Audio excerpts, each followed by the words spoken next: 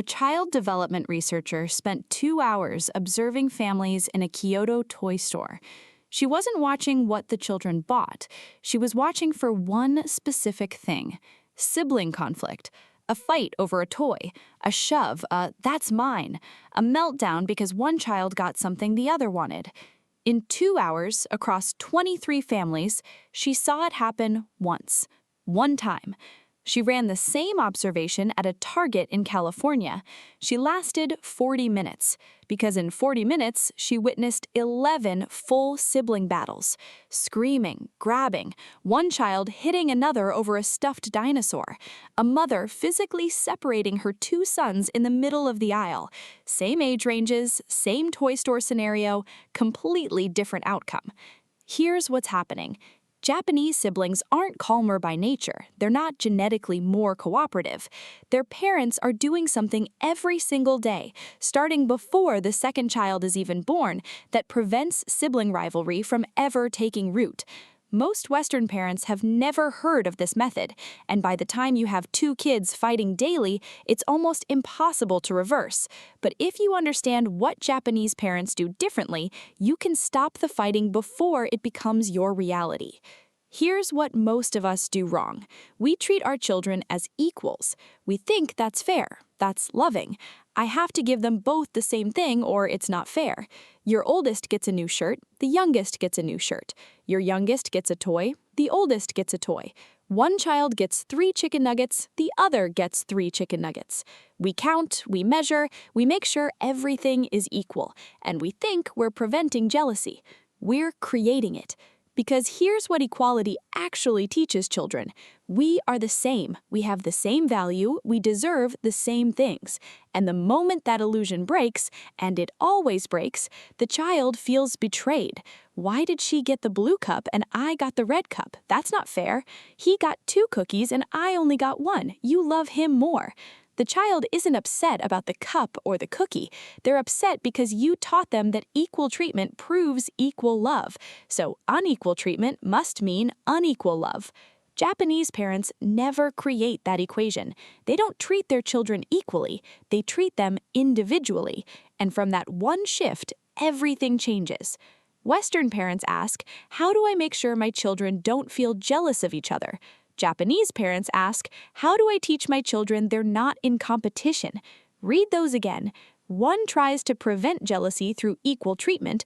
The other prevents jealousy by eliminating the idea that they're comparable. You cannot compete with someone who is on a completely different path. Japanese siblings aren't rivals because they're not racing toward the same finish line. They never were. And that separation was built intentionally from day one. The Japanese approach is built around a concept called ikuji no yakuwari, written with 4 characters: child raising, of, role, division. Literally translated, the division of roles in raising children. But this isn't about chores or responsibilities. It's about identity. Japanese parents give each child a distinct role in the family, a position that belongs only to them. And from that role, the child builds their sense of worth, not from being better than their sibling, from being different. Here's what happens in a Japanese home when the second child is born.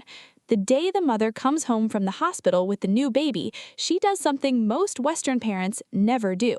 She sits down with the older child, usually between 18 months and 3 years old, and says, "This is your baby. You are the older one now. That is your special role. Not you have a brother or you have a sister. This is your baby. You are the older one."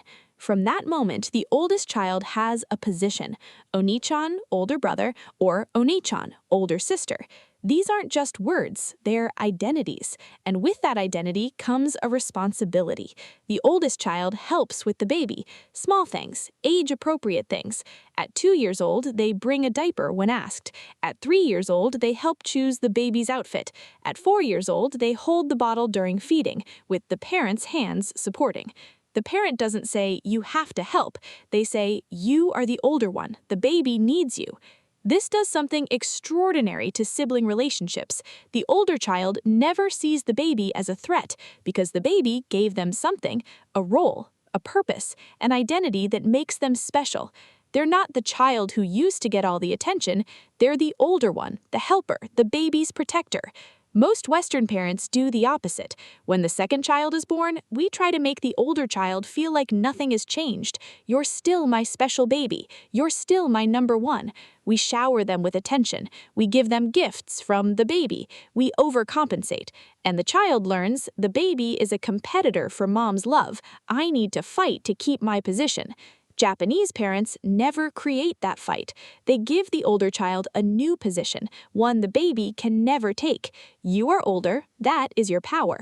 This maps directly onto what psychologist Alfred Adler documented nearly a century ago. Children don't need more love than their siblings. They need a secure, unique place within the family. When that place is clearly defined and protected, rivalry disappears. When it's blurry, children spend their entire childhood fighting for it. Japanese parents defined a place, Western parents leave it undefined and then wonder why their children compete. Here's what shocks Western parents when they try this.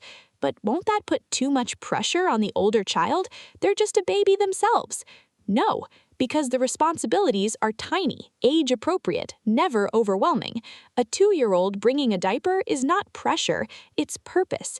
And children crave purpose far more than they crave equality. What creates pressure is being told, you're exactly the same as your sibling. You should get the same treatment. And then watching that promise break every single day.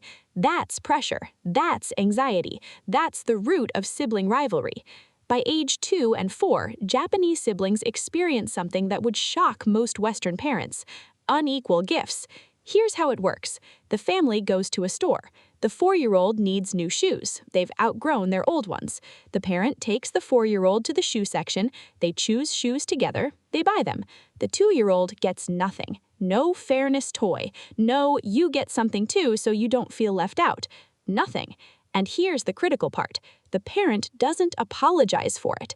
They don't say, I'm sorry, you don't get anything today. They say, today is your brother's day for shoes. Your day will come when you need something. Then they go home. The 2-year-old doesn't melt down, doesn't tantrum, doesn't demand a toy. Why?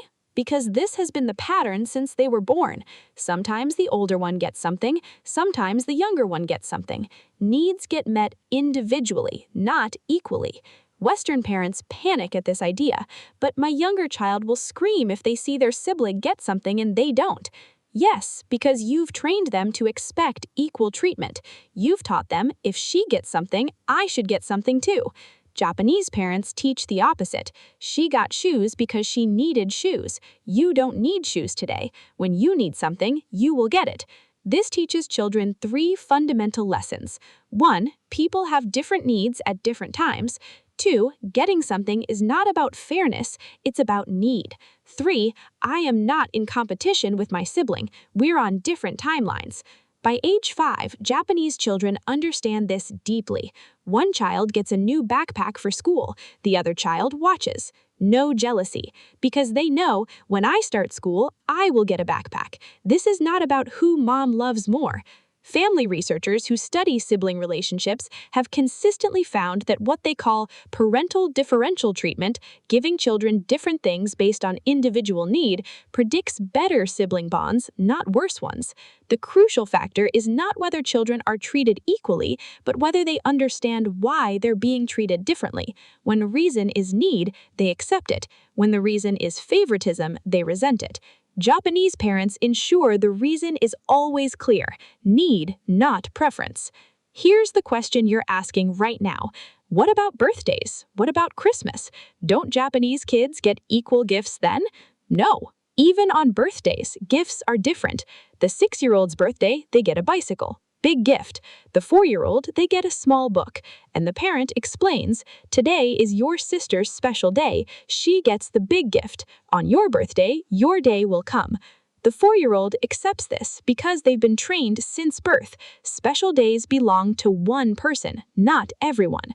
Western children struggle with this because we've taught them, if it's your birthday, everyone gets a gift. If it's Christmas, everyone gets the same number of presents. We count, we equalize, we create scorekeeping, and scorekeeping is the death of sibling love. Okay, but what happens when Japanese siblings do fight? Because they're human, conflict still happens. Here's where Japanese parents use a completely different formula than Western parents. Western approach to sibling conflict. Two kids are fighting over a toy truck. Parent intervenes. Who had it first? Someone is declared the winner, someone is declared the loser. The winner gets the truck, the loser cries. The parent says, "You need to share, give your brother a turn in 5 minutes." The child with the truck holds it tighter. They know in 5 minutes it will be taken away.